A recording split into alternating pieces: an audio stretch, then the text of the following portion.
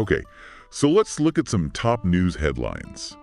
Today, it's March 15th, and wow, we've got a lot to cover. Yeah, it looks like a pretty wild news day. We've got articles, we've got reports, all sorts of stuff, and we really want to, zero in, The good stuff. yeah, the most insightful, interesting parts of it all. I'm ready. Okay, so first up, this is huge. Everyone's talking about it. Canada has a new prime minister. Oh yeah, Mark Carney. Mark Carney, right? And he comes from a total finance background. I mean, he was a central banker Yeah, he even led the Bank of Canada. during the 2008 crisis. Yeah, that's right. So now he's stepping into this crazy situation with the U.S., with President Trump. It's really fascinating that he's got no prior political experience. It's kind of a double-edged sword. Yeah, On the one hand, he's a total outsider, right? Not part of the usual political machine. But on the other hand, he's dealing with Trump. oh yeah. And we know Trump can be, a little unpredictable. Yeah, a little aggressive maybe. In the diplomacy, let's say. Plus, we can't forget about the tariffs that Trump slapped on Canadian goods. Oh, right. Those are basically like taxes on imports, right? Exactly. And he's even hinted at annexing Canada. Whoa. Annex that. Like absorbing it into the It's U.S. intense. Ah. I mean, that really shows just how serious this is for Carney. Yeah.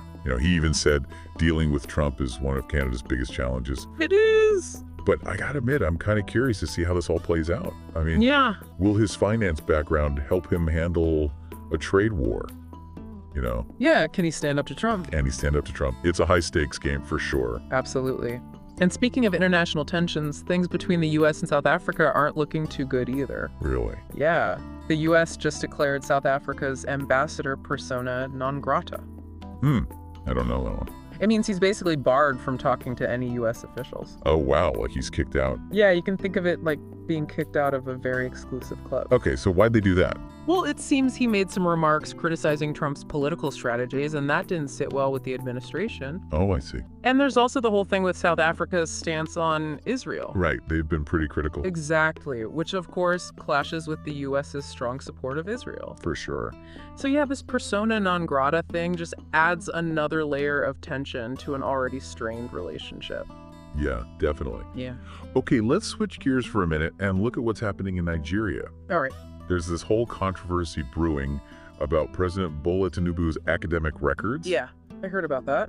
And now former Kaduna State Governor Nasir El Rufai is saying that a bunch of political leaders knew about these issues, but they still backed Tinubu. It's like a behind-the-scenes look at Nigerian politics, right? Yeah. He's saying that they knew there might be problems, but they took a gamble on Tinubu anyway, hoping he'd repeat his success in Lagos on a national level. Okay, interesting. But now El Rufai is openly saying he's disappointed in Tinubu's performance. And what's even more interesting is he's calling for this big political shakeup. He wants opposition leaders to join him in the Social Democratic Party, the SDP. So it's like he wants to start a revolution. Yeah, almost like he's lost faith in the current system and wants to start fresh. Big moves. While we're on the topic of Nigeria, there's this other story that really got to me. It's about a school called Igebo Primary School in Edo State. What about it? It's in horrible condition. The classrooms are falling apart. There's not even basic furniture. And this is despite all the money that was supposed to go to education under the previous governor. It's a perfect example of how things look great on paper.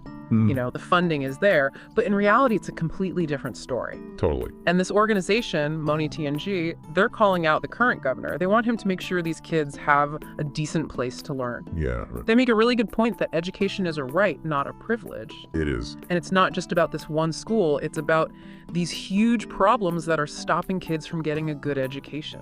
So true. Okay, let's end this section on a more positive note. Sounds good. There's some good news for people in Nigeria on the economic front. Remember the Dangote refinery? Oh, yeah? Well, they quietly lowered petrol prices. Again, looks like we might have a price war in the oil sector. That's great news for consumers. Yeah. But I think it might be Dangote's way of solidifying their power in the market, Oh, how so? By dropping prices, they can get more customers and maybe even squeeze out their competition. So a win for consumers, but maybe not so much for Dangote's rivals. Right. Experts are even saying pump prices could go even lower, maybe down to like $800 per liter. Wow. Okay, so back to global issues for a sec. The Nigerian government has been pushing back against those U.S. claims about the targeted killings of Christians. Yeah, they're saying those claims are misleading and that it's a deliberate attempt to make Nigeria look bad. They're arguing that the security issues, Like the insurgency and banditry aren't based on religion. So it makes you think about how these internal conflicts are seen by the rest of the world. Exactly. What we hear from one source might not be the whole story. It's a good reminder to think critically about what we read and hear and to try to get different perspectives. Couldn't agree more. Okay, speaking of different perspectives, let's go back to the U.S. Things have been heating up at Trump Tower in New York City. Oh yeah, what's going on there? There have been protests breaking out after a student from Columbia University was arrested. His name is Mahmoud Khalil. What did he do? He's accused of being a pro-Palestinian activist. And that's a crime. Well, it seems like his arrest has sparked a lot of anger. People are saying the Trump administration is trying to silence anyone who supports Palestine. That's a really sensitive issue. For sure. And it definitely adds to the tension. Okay, so U.S. Vice President J.D. Vance just doubled down on the Trump administration's tough stance on immigration. What'd he say? He basically warned that even people with green cards and foreign students could be deported if they're seen as not being in the best interest of the country. Wow, that's a pretty strong statement. Yeah, and he even suggested that foreign students might be taking spots away from American students at top universities. That's a controversial thing to say. Yeah, it definitely raises some questions about who gets to be part of the American community and how those decisions are made. It does. All right, one last bit of news from Nigeria before we move on. The Nigerian Senate is working on setting up a national council for traditional rulers. Oh, interesting. What's that about? The idea is to officially recognize the role of monarchs in keeping the country stable and helping it develop. So they're trying to blend tradition with modern government. It seems that way. It'll be interesting to see what happens with this council and how it affects the country's political landscape. Absolutely. It shows that even in this day and age, tradition and modernity are often intertwined. Very true. That's a good place to stop for now, I think. Yeah, we've covered a lot of ground. We have. What stood out to you the most? I mean, there's just so much going on. What are your thoughts? Do you see any connections between all these seemingly separate events? That's a good question. Yeah, it's a real mix. You've got these global power struggles like the U.S. and Canada, the U.S. and South Africa, and then you look closer at Nigeria, and it's like this internal fight for power and resources. Yeah. It's almost like these patterns of conflict just repeat themselves at different levels. And it's so interesting how everything's connected. The economics, the politics, the social issues.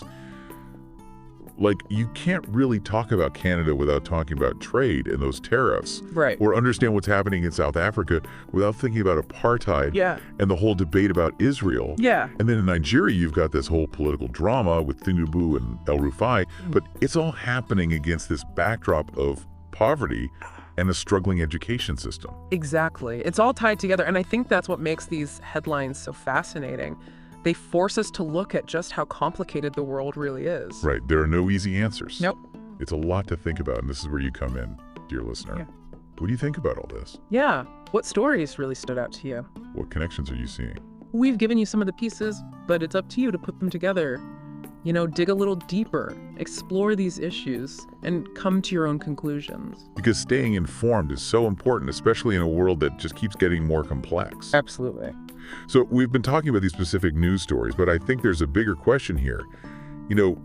We've seen how international relations can be strained by political differences and economic competition, but what about the role of culture?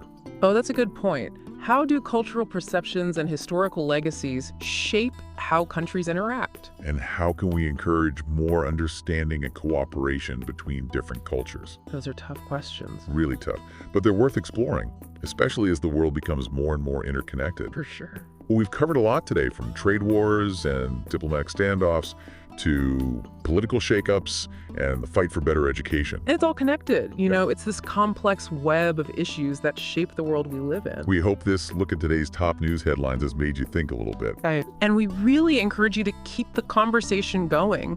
Have some thoughtful discussions and never stop learning. At the end of the day, it's really up to us, isn't it? Yeah. Informed and engaged citizens. That's how we make a difference. Totally. It's easy to get lost in all the news, It really is.